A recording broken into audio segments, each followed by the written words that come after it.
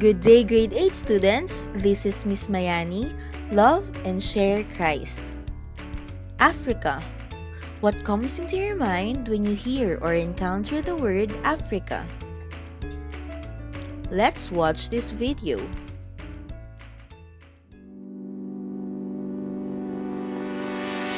The picture you see next to me, the whole world has seen. It's the picture of a starving African kid, and when I saw that years ago, I thought it represented Africa. Like millions of people, I didn't see anything better. All I saw was the poverty and the danger. So, where is the good stuff about Africa? To answer that question, I had to put my ignorance aside and visit many countries in Africa in person. And what I saw there was very different from what I imagined. Take their second biggest country, Ethiopia. On paper, Ethiopia is poor. 50% live under the poverty line. This is normal to see. And even basic internet is still a problem. I hate this internet. I bet you knew all of that about Ethiopia already. But what I bet you didn't know about Ethiopia is this. A new government just got to power, and ever since then, corruption is on the decrease and equality is on the increase. 50% of the new government ministers are women, and the president is now a woman. The country's first political prisoners have been released. The decade-long war in Ethiopia is over, democracy is thriving, and the economy is growing by 10% for 100 million people every year. 10%. Yeah! When reforms happened in Saudi Arabia, the whole world clapped for letting women drive. But when reforms happen in an African country, nobody is clapping. An entire African country changed drastically in 6 months only. This is real, tangible change that we all should notice, support, and spread. It's not just the numbers that we should support. It's also the people inside these poor villages, right next to the dried up lakes. Millions of people want the same life as yours. They are not dangerous or scary, they just want a better life. What do you want to do when you grow up? Yeah, I gonna go to Harvard University. The truth is, Africa has a long way to go, but it is improving. Rwanda, the heart of Africa, is cleaner, safer, and more innovative than many European countries. Welcome to the Rwanda. Nigeria, the biggest country in Africa, has real technology talent that you can and should hire. Zimbabwe got rid of its 30-year dictator for good. The people are on the streets celebrating. Zimbabwe! A new era, a new beginning. I'm happy. And the Seychelles is richer and more beautiful than you can imagine. And I bet you didn't know any of that about Africa. This is why this video is important, so that the next time you think of Africa, I hope you don't only see the past, I hope you see the future.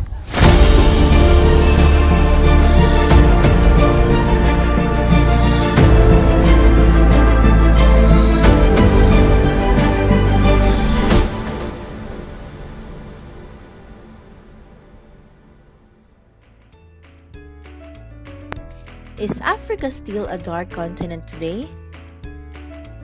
Well, after we watched the video earlier, I think your perception about Africa has changed.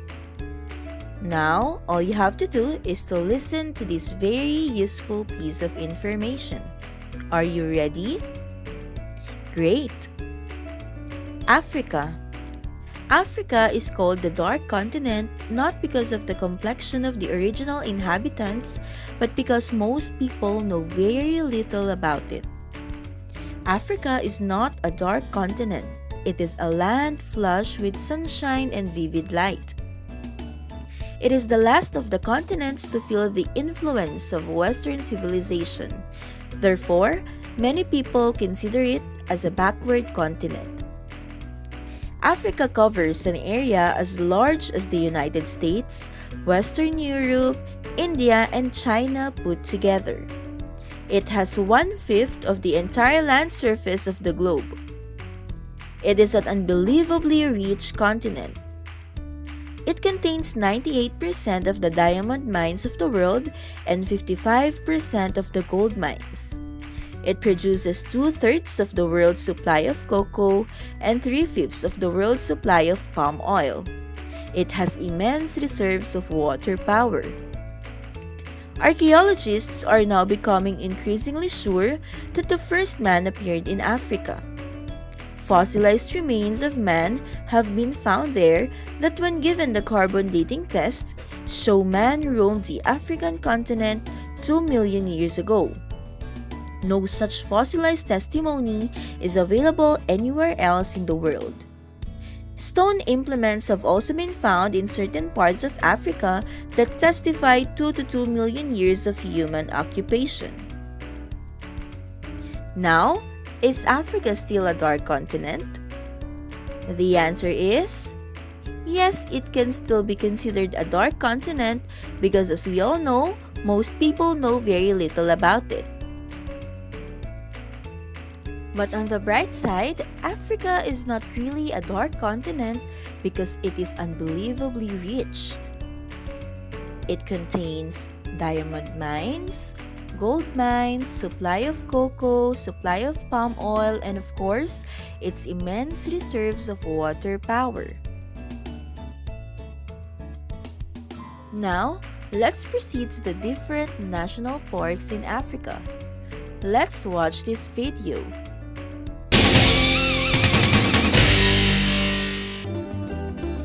Africa is a continent with immense and iconic ecological diversity.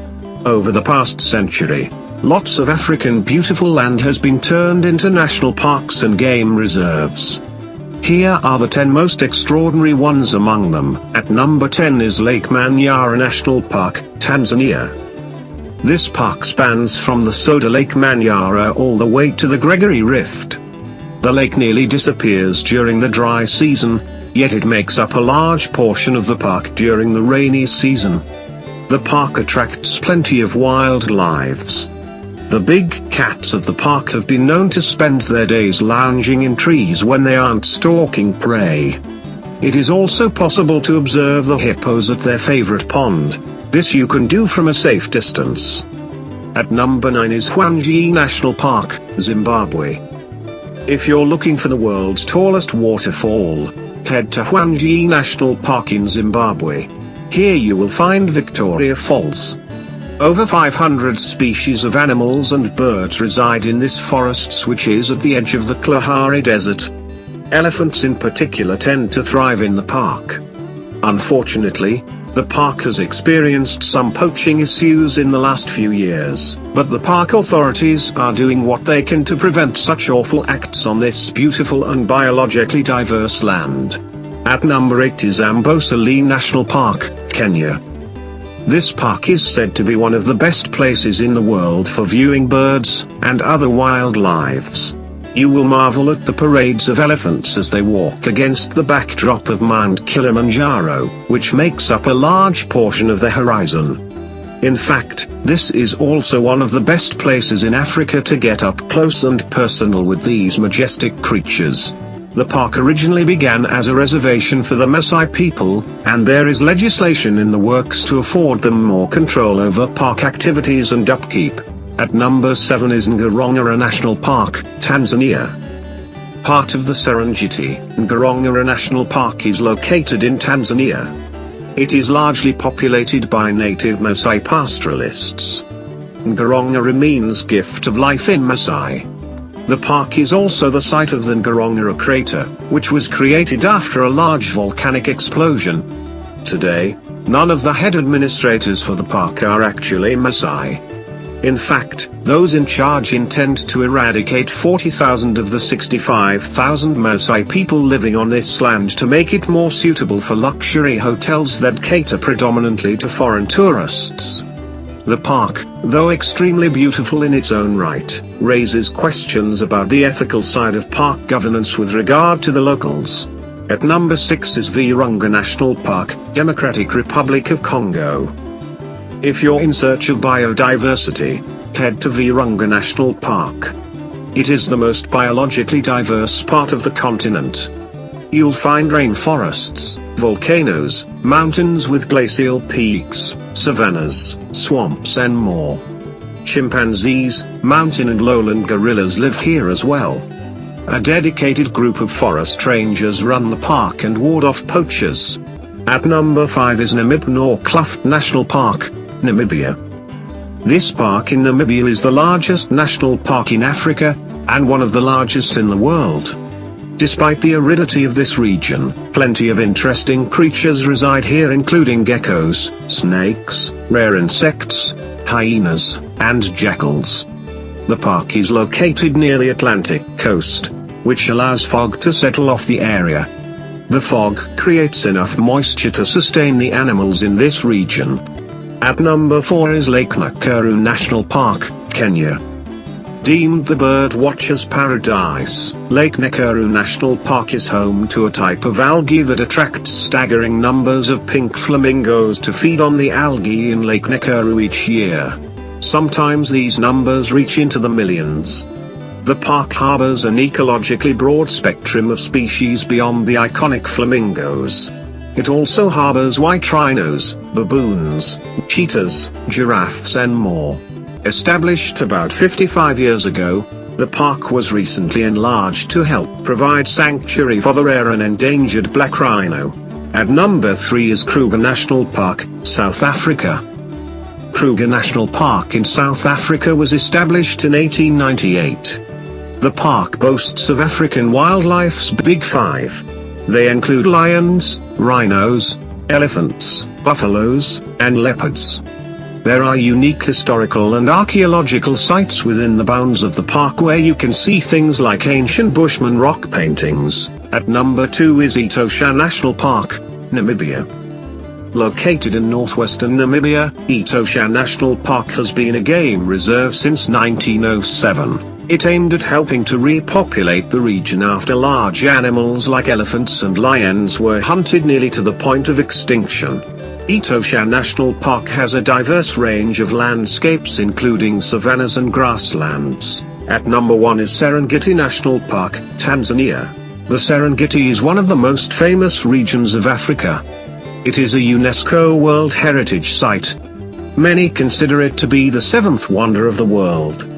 A lot of wildlife lives here, and the Serengeti National Park serves to protect and preserve it. One of the most exciting events that take place here each year is the Great Wildebeest Migration, where 6 million of these animals partake in this 40 kilometers long ritual that has existed for millennia. In addition to witnessing this magnificent aspect of nature, Serengeti National Park maintains the natural balance of predator and prey. Thanks for watching. Please subscribe before leaving.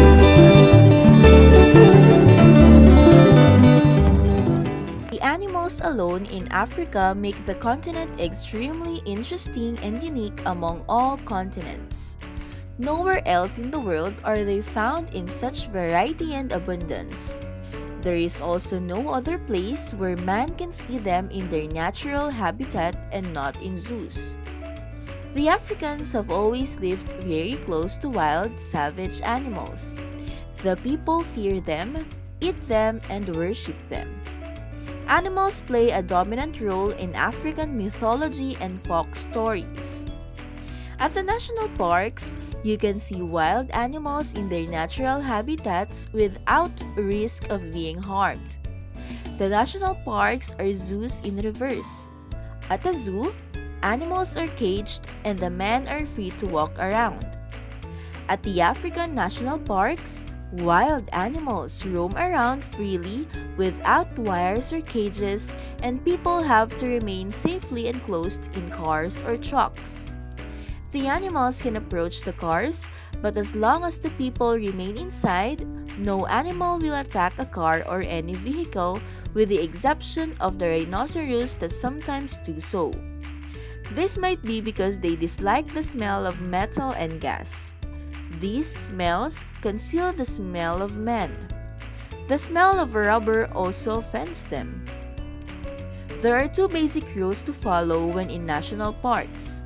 First, never get out of your car. Second, never use fire off, discharge, or explode any kind of firearm. Since the animals are never shot at and have probably never heard the sound of a gun, they feel secure and feel no threat from them. The parks are very extensive, some are over 40 square miles. The animals are not accustomed to people on foot, so visitors at the park stay in their cars not only to protect themselves but also to protect the animals. If the animals get used to the sight of men walking around, they might be tempted to wander into town where they might attack people and get shot. African art. African intricate carvings have been fantastically praised. African art is closely associated with religion. It is very primitive in nature and is closely associated with superstition. Masks are terrifying because they are intended to frighten away evil spirits. Contemporary dance music is based on African music with its short rhythm based largely on the drum beat. African music is bound up with religious ceremony, composed as a prayer for rain and for success in hunting and in war. The drum, being the force in African music, comes in different types. Drums may be entirely wood, hollowed, and slit. They may be made of wood and hide, elephant ears, or especially valued for this purpose. It is believed that the invention of the drum was related to the ritual of driving the spirits of the dead away. African drums are so constructed that the sound travels over a long distance, more than 8 or 9 miles. Relays of drummers can easily send messages with astonishing speed over very long distances. A drum message can be sent 100 miles away in 2 hours. In some parts of tropical Africa, drums never stop beating. They drive foreigners mildly crazy. Literature that has been written for or by African people is what we call the African literature. Their literature, often oral in nature, may be in prose or in poetry. Storytellers in Africa often tell stories using the call and response technique. This is because an African storyteller would expect his or her audience to give responses or comments. Poetry is often sung or recited in a sing-song voice. Poetry types include the narrative epic, occupational verse, ritual verse, and praise poems for rulers or other prominent people. The praise singers, bards sometimes known as griots, tell their stories with a musical background. Also, recited but most often sung are love songs, work songs, children's songs, epigrams, and riddles. These are the most famous African writers. We have Soyinka Wo. He was born in Nigeria on July 13, 1934. The foremost English language poet and certainly the most celebrated playwright of Black America. His work earned him the 1986 Nobel Prize for Literature. We also have Clark John Pepper. He is a Nigerian poet, dramatist, and literacy critic. He was born on April 6, 1935 and contributed significantly to the Nigerian Renaissance of the late 50s and early 60s. And lastly, we have Achebe Chinua. He is a Nigerian novelist and poet whose first novel, Things Fall Apart, set the theme for his subsequent work, The Impact of Western Influences on Traditional Africa Society. Now, I want you to reflect on this question. What are the notions about dark that need to be changed in the system? That's all for today. I hope you ponder on this question and give me your reflections during our next meeting. Thank you for listening. This has been Miss Mayani. Love and share Christ.